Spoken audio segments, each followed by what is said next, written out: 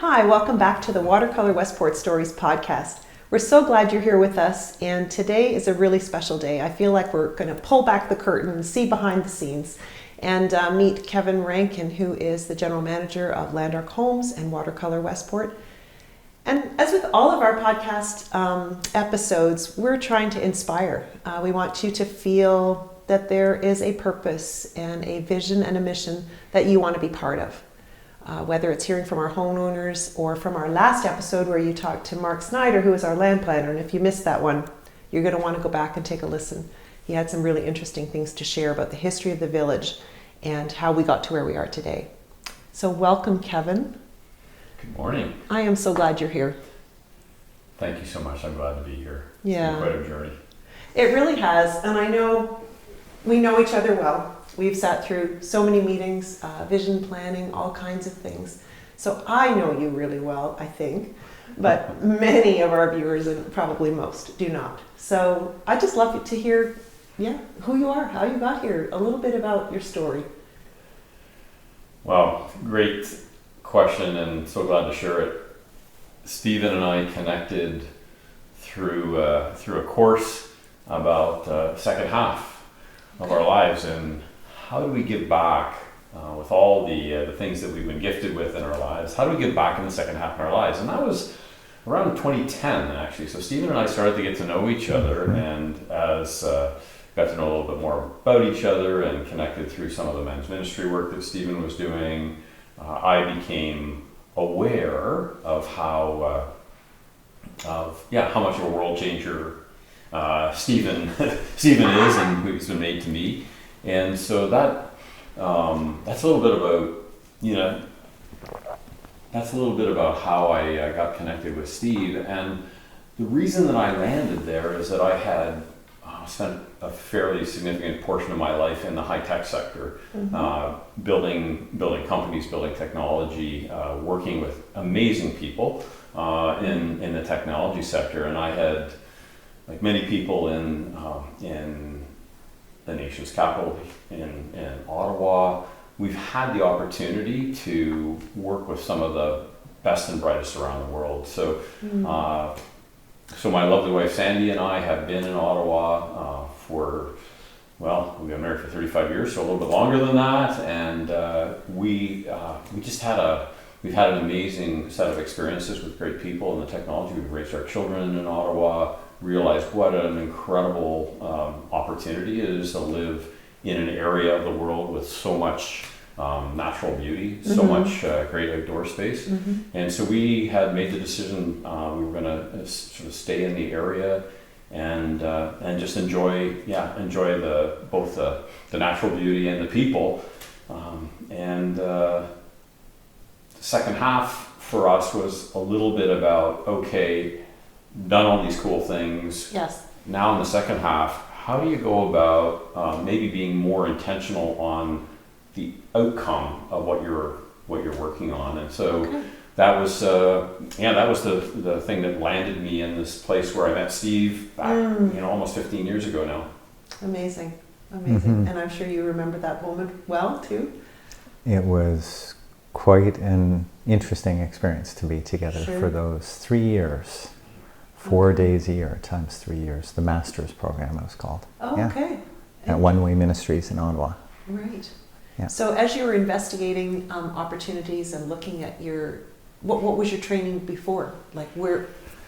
Yeah, so I'm one of those engineers. Okay. Yeah. So my background is I have a chemical engineering degree and a commerce degree combined, and my thought was, I'll call it applied science, really applying technology and business into business sort of thing. And so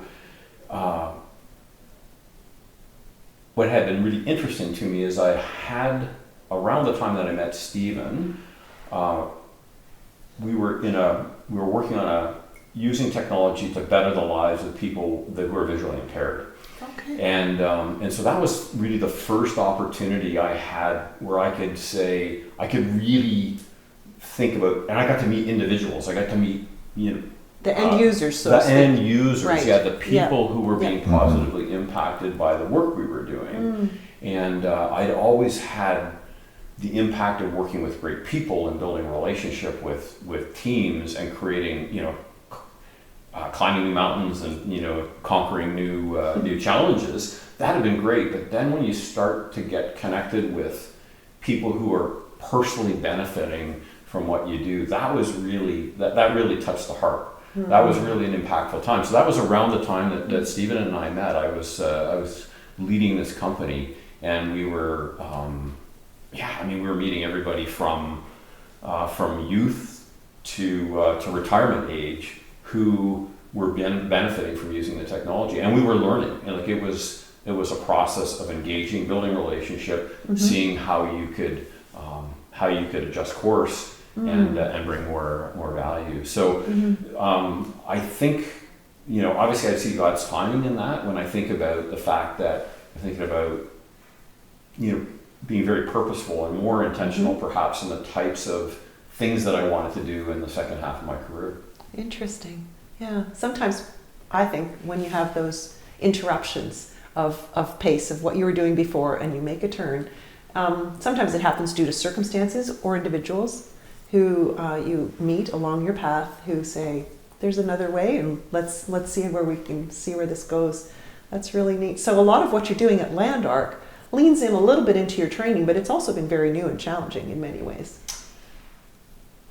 I also like learning new things. So I have to admit. I have to say, though, that's been something I've observed. Okay. Because the first time I think we met, Stephen was saying you were going to sign up to be the Terrian warranty person. And I looked that up, and in 5 minutes I realized that was not me. There was a lot of learning that you've had to do. I've done a lot of learning. Yeah. And enjoyed it. It's so relevant, housing and, Yes. land planning and design of communities. All of these things are so relevant to each of us because that environment, it affects the environment we live in. So Right. everyone, so the applicability of the learning was phenomenal because, as I've said more than once around Steve or perhaps around yourself, when Steve first said something to me, we could cover that, but I thought, well, the only thing I really know about new houses is I live in a house, I didn't, this is a whole space that, but it's very applicable, and it's been fascinating. It's been fascinating learning. Yes. And you're right. It is one of the things that is very similar is that bringing new things to life has been part of my entire career. From a technology standpoint, you're looking at how do you apply these the tools you've got to create something better. And in many ways, that's exactly what this project's been all about. And so there's similarity there, but you're looking at a whole new tool set, a whole new set of end requirements, and how do you bring all those things together so that it's just better. People get a better quality of life as a result. Right. Yeah. I think, Stephen, you share that learning passion, and you have a high capacity for digesting new and exciting ventures and things. What are some of the key ones that you've shared with Kevin that you feel have shaped where Land Ark is today versus the day that you first met to think about working together? Well, I felt this prompting to reach out to Kevin and see if in that transition time between Land Ark Homes 1.0, as I call it, and that 10 plus years that I spent as a volunteer in full-time Christian ministry. And so that's how Kevin and I met. And so I phoned him and I said, are you sitting down?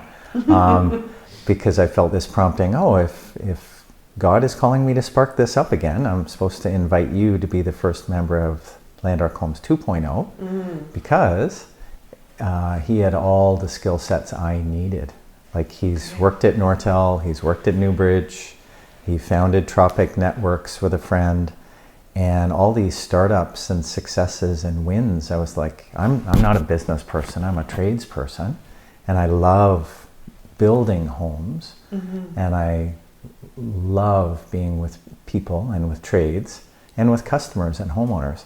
But there's so much I didn't know about land planning, and I realized, oh, the world has changed a lot. It's a much more technical world to get anything approved, because the first community, Riding View Estates, cost $75,000 to get the second phase approved.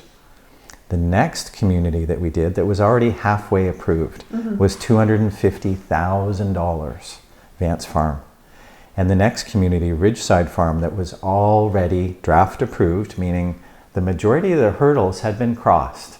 And there was a list of all these government conditions that you had to fulfill. But again, already halfway home, $500,000.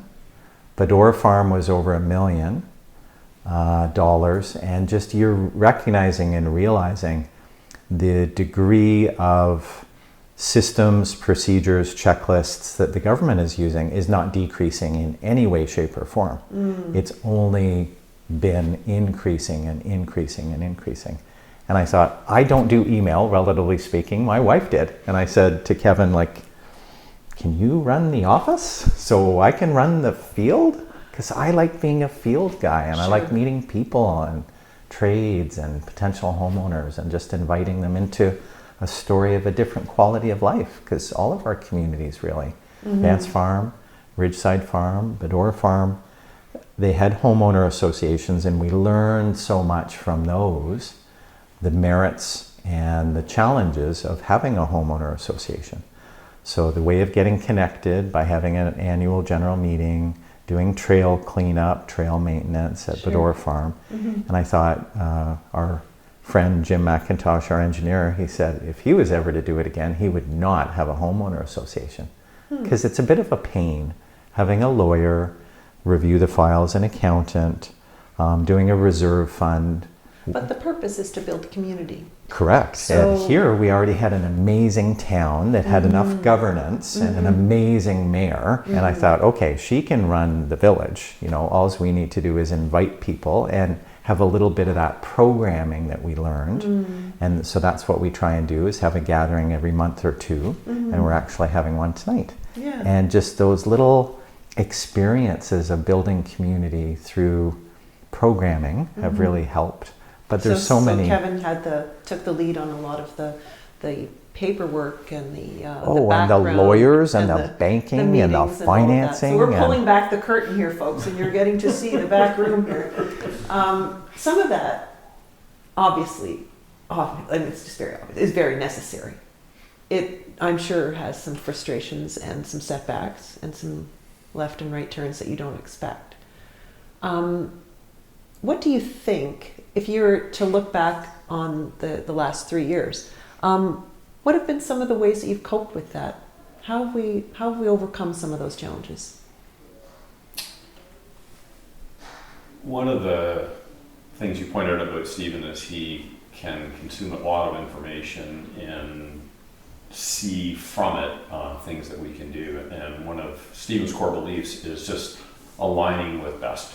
Right? Looking for best practices, looking for the best talent, the best people that can help us, can help us chart the course.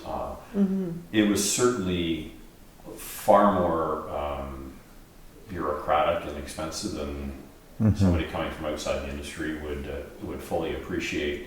And so having access to some of Steve's, network that he had built through Land Ark 1.0 and also through even just the full-time Christian ministry, that network of people have been tremendously helpful in sometimes it's on the strategic choices we make, and sometimes it's on the tactical, just about how do you address these stumbling blocks or roadblocks that get put in front of new development.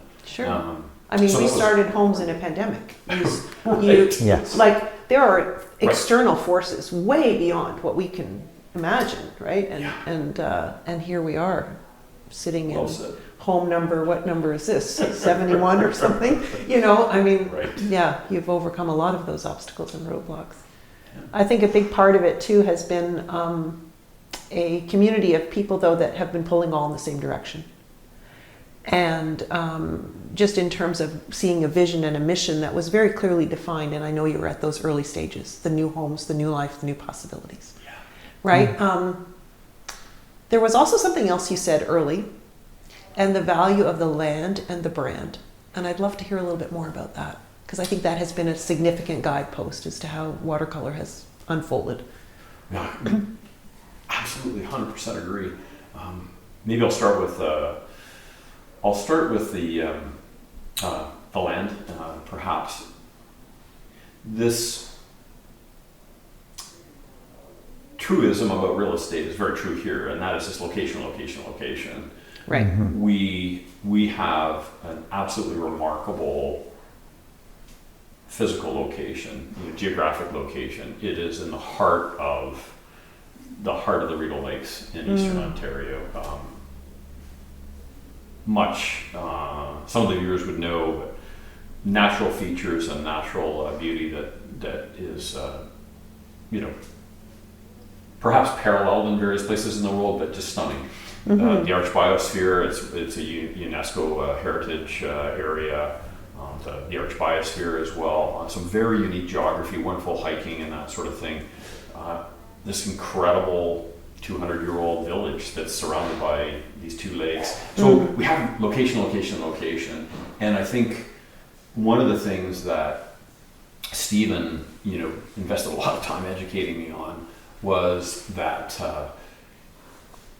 there's just a better way to build new housing from a land standpoint and use of the land. So it's not, super important to look at the topography and the features and incorporate those into a land plan. That's super important and valuable, as opposed to just, creating a flat field or something Right, like bulldoze that. what's there. Right, which we see in many subdivisions. Sure. But more than that, it's thinking about, it's thinking about the quality of life that surrounds, not just, that surrounds the community. And that is incorporating walkability has been one of the single biggest things. So it's really hearkening back to using the land to connect, people to nature and neighbor, which I think it's part of the core values, right? Right. And so when you do that land well, so location's important, but then how you incorporate it into the existing village, into the existing natural beauty. So that has been, I think, hugely eye-opening. And yet, even as a novice coming into it, we all know location is important. So. Right. The adder to me that I hadn't recognized is how important the land plan, the design, the purpose. There's so many decisions that are made at every stage to incorporate the vision and the ideas that changes the outcome for the people who actually live here. Okay. So that was, so when we talk about the importance of the land and the brand, that land it's like a huge topic. It's really big. Yeah. On the brand standpoint, when Steve called and said, you better sit down because I'm gonna, I got something that, might make you fall over. What was really interesting about that is that for me, there was something incredible about the Land Ark brand. Yes. Even though I had not lived in a Land Ark community, my wife and I live in a community, or live at an estate lot subdivision that's just down the road from one of Land Ark's premier estate lot subdivisions. And so I had always felt something different when I was there. I'd seen it with my eyes. I knew there was something extremely unique. And then as I got to know Stephen more, because I didn't know Stephen at all when I first started going through that community on my bike or when I was running or whatever, then the other part of that was the aspirational. There's an aspirational aspect to the Land Ark brand that just goes above and beyond. And what I mean by that is, what do you see? I think when I got to know Stephen in that he wanted to build into people. So at the time that I met him, in between Land Ark 1.0 and 2.0, Stephen was building into people, and I happened to be one of those people who got to benefit from that as part of Stephen's intentionality of building into the lives of men particularly is where I got connected. And so there was an aspirational aspect to the brand connected with Stephen's heart and how God's made him, to always be building better. Okay. And that's whether it's building people or systems or even product. Right. There's people that aspire to live in a Land Ark home. Exactly. I know myself. We walked through in 1990 in Ottawa and went to Stittsville to look at houses, and we were like, oh, if we could ever live in a house like this. And I didn't know Stephen or Diana at the time, but knew they were building beautiful homes. So, and then are there trades that aspire to work for Land Ark? You would know that. Oh, very much so. I mean, we're into second generation of trades that have worked with Land Ark because of relationship and just the way that the trades have appreciated how they've been treated and the quality of the product that they get to be part of creating. And they see these communities that 20, 30 years on, people still aspire to live in because there's such lasting value and beauty in the thoughtfulness of the way things have been done. So when we talk about the brand yes. It's a big idea. It is. And it, to me, includes just the passion and the aspiration of creating something with lasting value that people will love. Mm-hmm. Mm-hmm. I know it's been your desire to aspire to also inspire other builders. Mm-hmm. And we have walked along this understanding of what it means to build a net zero ready house in a community scale, and then what does that look like for the homeowner to live in a net zero ready home and then become net zero.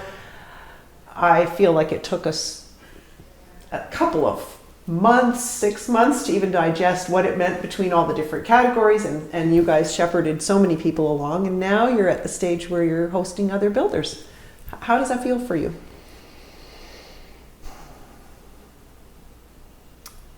I'm very thankful because, but by the grace of God, I wouldn't know any of these things either. But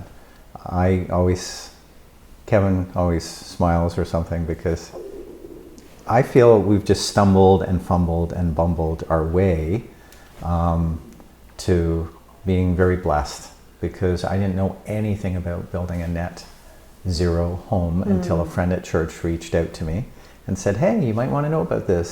Some of the young guys that you're mentoring, they might like to adopt this idea.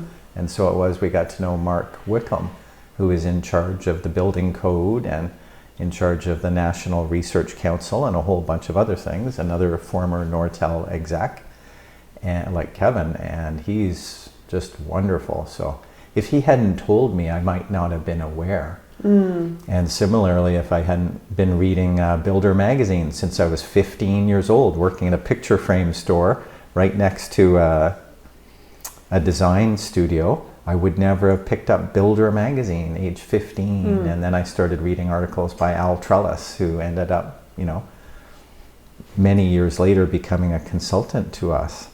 So just something, my framing friend who came of age the same time I did, Roberto, whose he's in the video we're going to show tonight. Oh, yes. And it's so amusing that in reconnecting in Land Ark Homes, the second version, he said, yeah, there's something in you and there's something in me that we just wanted to be the best. He wanted to be the best framer in Ottawa, and I wanted to be the best builder in North America. And I don't know why, other than I want to love and serve people differently. And we've just learned about the Enneagram, or Myers-Briggs personality profiling. And if you're an ESFJ, that's all you want to do. You just want to love and serve people. It's just hardwired into your DNA. Naturally to you. And I didn't know that until our friend Rudy told me about that. But then I wanted to pursue excellence. Right. Because I just have read and learned that, if you pursue excellence, someday you'll stand before kings. And King Charles, who started the Earthshot Prize, I think I will meet King Charles in my lifetime as we pursue over the next 3 years the Earthshot Prize. Why? Because he's trying to promote stewardship of the environment.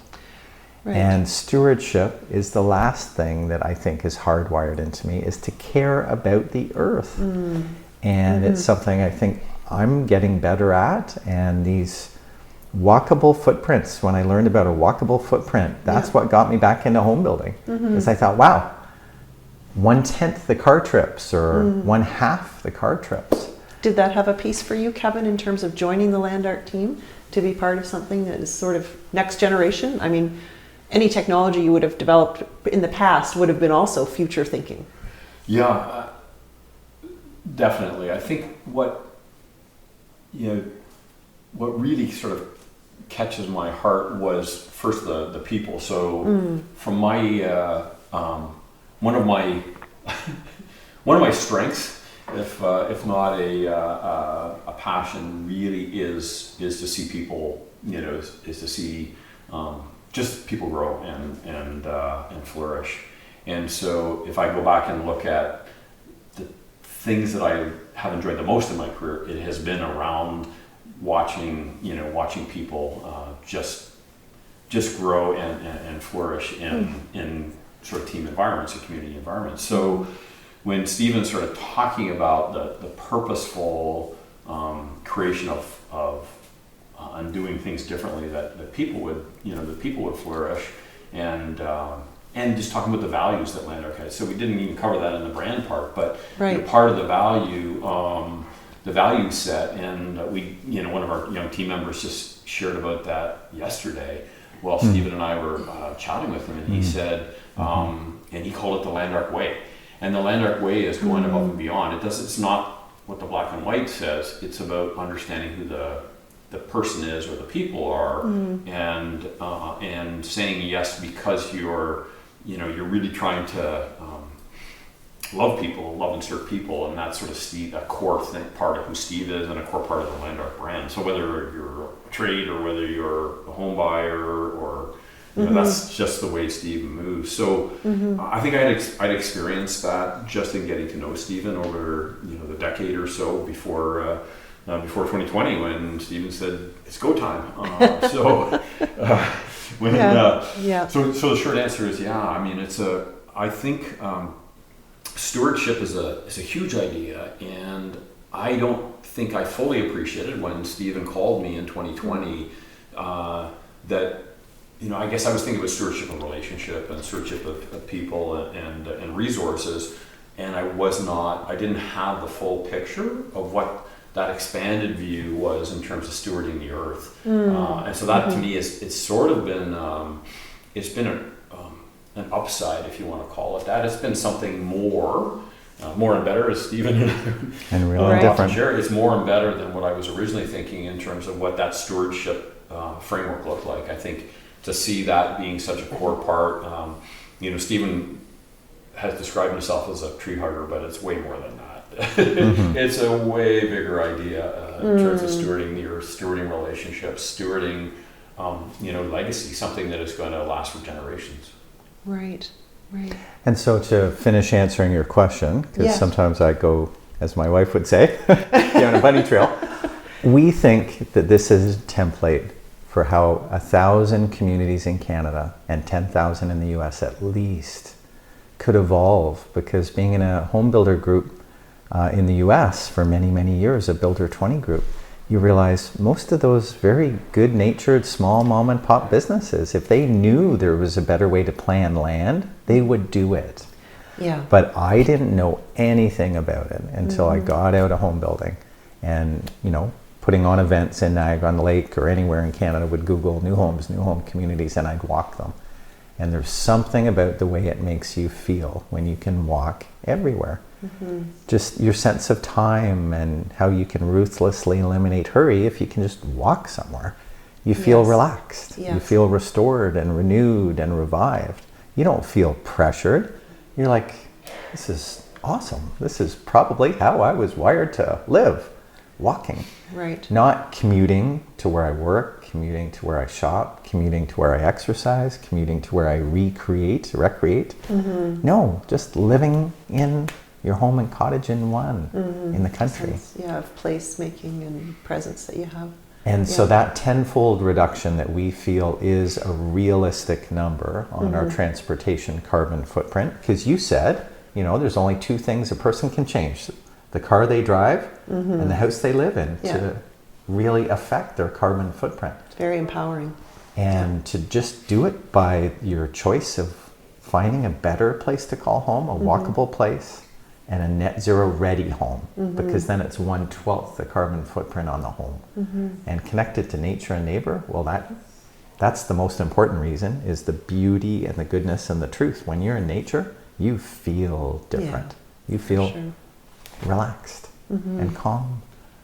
So Really great example, Wafa. I know you've heard the soundbite, but we recently had a small award-winning builder from Eastern Ontario bring his team through here. So the owner and his core team, and they were, you know, they're at that tipping point. Okay. And after spending a half a day with us here, and you know, they spent a time with the construction team, the owner just said, "We're doing it. I'm in." And so that Amazing. was really cool. So you know, sometimes things take longer than we'd like. We would like to see Yes. more builders sort of jumping, but we know that we've inspired a number, and to see again a very successful small builder that has won many awards be able to come and just remove any doubts that they have that this is the right thing. It's Yes. super rewarding, and Yeah. I think you know, the film screening that we're showing this evening, right, is really about it's purposed by Natural Resources Canada to inspire more builders. So neither Stephen and I knew how when Stephen talked about this idea. We didn't know how it was all going to happen, but it was just, you know, Stephen's held that and he's spoken it, and we've invested in it, both time and money, to help others understand you know, what our journey's been like and what we've learned from it, and our willingness to be completely open and sharing what we're doing. And that's a nice place to be. Like, just as a part of the team. Absolutely. It really, it is consistent with what we talked about from the beginning, which was what does giving back look like, you know, in our holistically in our lives, right? Whether it's in our personal lives and our work lives, and so that is very much in line with where Stephen and I met in the first place. What are we doing with these gifts that we've been given, the relationships, the skills, the knowledge, all of that stuff, all the resources that we have? How do we then, you know, you turn around and inspire others, or empower others, as you said so well? Do you think that the process of getting there as a builder is achievable for most? Like you say that they're all in. What does that really mean for them? Do they know? I mean, they might be inspired to say it in the moment, but what lies ahead? Well, I think there's probably more trepidation than there needs to be. Okay. In my mind, this is like, this ball is already rolling downhill for consumers. It's still very much early adopter. Like, we've talked about some of the pioneers, early adopters in our community here. Yes. But we're seeing people are becoming more and more aware. It's not only they want to make sure they're getting the best value for their dollars when they're making an investment in a home. It's the largest investment most people make, but they also want to know that they're going to be living well, in terms of their costs and their comfort and their ongoing maintenance, all those things. So when you're creating something better that helps in all those areas, they're like, that's great. And there's also, and so I think as builders look at, you know, taking on and differentiating themselves in the marketplace by creating something better, they're lining up with a market force, right? I mean, this is becoming, you know, people are more aware of sustainability. They're more aware of climate impacts on homes. Impacts. Yes, I mean, we talked about that the other day. Right? Yes, you shared with me some really interesting insights about what's built into a Land Ark home that I did not know was under the hood. So I would love to hear you share that again. Because Or you're going to have to remind me exactly oh, what things were like we talking about. strap down the roof. I mean, Oh, yes, yeah. you know, there's like Yeah. I did not know that, Yeah. and I live in a community that we're on open lots that are a little bit farther apart, the homes, and on a windy night, I'm like, we lost a few shingles a couple weeks ago, Right. and I'm thinking, is this roof kind of stay here? Yeah. So there's more of those events happening that were not typical in our experience. Yeah, no, that's a great example. And honestly, most of the people who live here don't even know that it's been built into their home, right? But when you think about sort of climate resilience or a climate, Right. climate event resilience, wind events is a great example. So one of the things that I've learned about through all the connections that Stephen has and through all the education that we've been going through is, who knew that one of the worst, I don't know what you want to call it, one of the weaknesses in most new homes or in most people's homes Yes. is that the garage door blows in a high wind and the wind gets in underneath and starts lifting.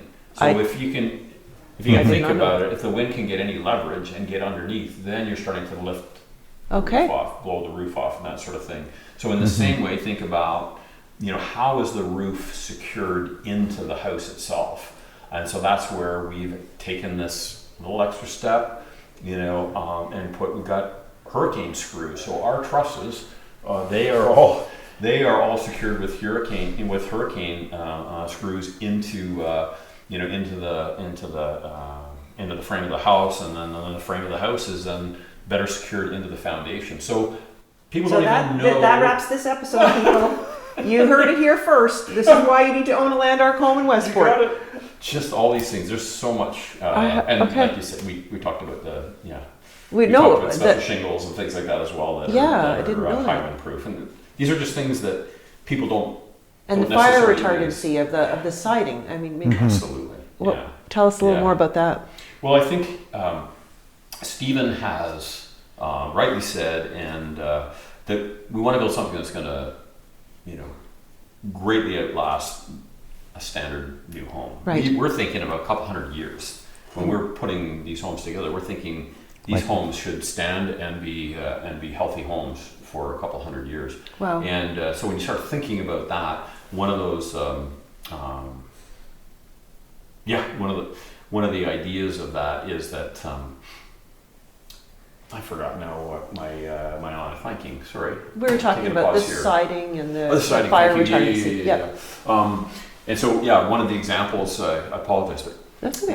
One of the examples of resiliency, as you pointed out, is siding that is going to outlast me, outlast the homeowner, right? If you're thinking about building a home that's going to last for a couple of centuries, right? And so the product that we use, the hardy board product, is designed, to last, outlast, many generations. Many generations. Is kind of the approach. Without fading or cracking or failing under stress. Sort of thing. And one of the cases that we've become so maybe horrified by is some of these wildfires and things like that. Tragic so when you're events. building in areas that could be prone, and we're not a flood prone area, we're not really a forest fire prone area, but with all the changes that are going on, I mean, how can we say that that'll never be the case, right? So to your point, we've got this long lasting hardy board siding, which Stephen and I have visited many tremendous builders in Ottawa, and you'll go there and you'll see,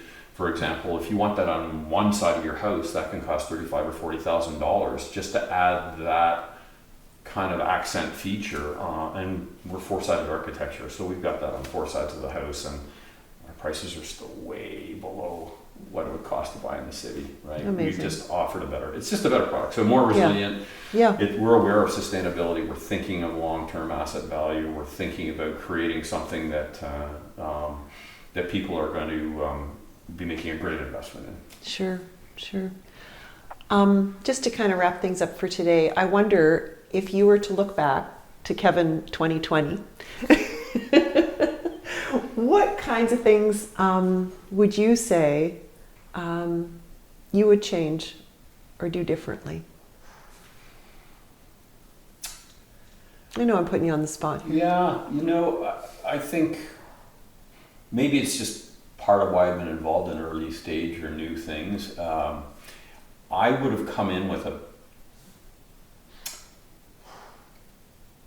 probably a better perspective on how hard it would be to get from zero to something that is that has solid momentum and is really is set to run very smoothly for the next couple of decades. Right. And I think I underestimated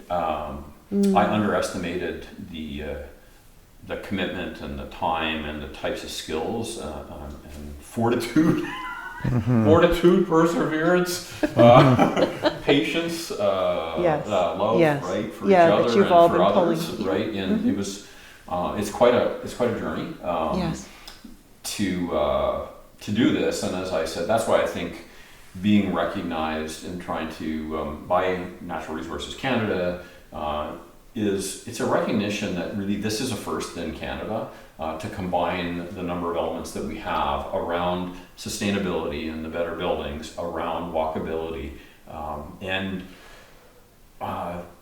doing first. I should know. I've been in all the done a lot startups, of new technology stuff, so right. I understand being a first, doing a first is a lot. But I didn't fully appreciate that then. So perhaps I would have been nicer to work with, or over the last. I can vouch for the fact he's been very, very nice. Yes, same no here. question He about beats nice. himself up on this one all the time, and I'm like, oh. But yeah, so it was actually 5 years ago that Steve called me, and I think I would have been